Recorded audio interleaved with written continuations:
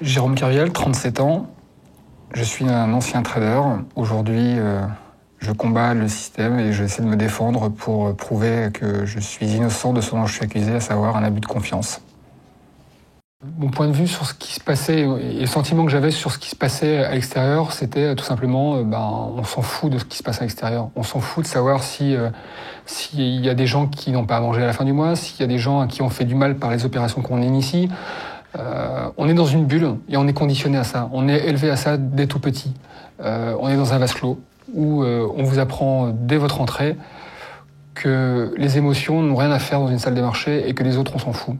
Donc à force d'être répété au quotidien, à force qu'on vous apprenne et qu'on vous inculque que le seul point important, c'est de faire de l'argent quel que soit le moyen, vous finissez par être lobotomisé et conditionné à ça et à perdre petit à petit toutes vos émotions.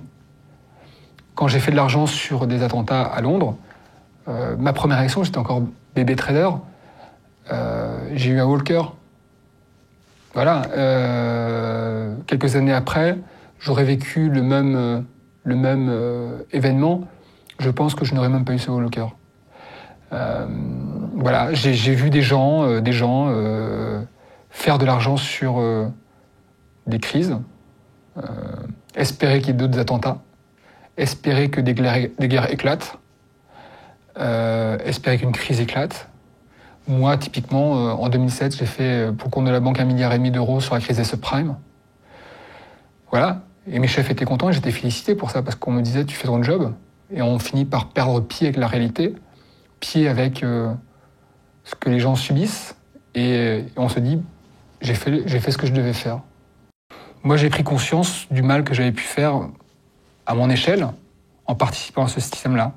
Et je suis content aujourd'hui d'en être sorti et je sais qu'aujourd'hui, je n'ai absolument plus aucune envie de participer à ce genre de système. Et au contraire, essayer justement, par mon témoignage, par mon expérience, l'expérience qui a été la mienne, de trader, et puis surtout depuis 6 ans de combat judiciaire face à la banque qui m'accuse d'avoir fait perdre 5 milliards d'euros, de pouvoir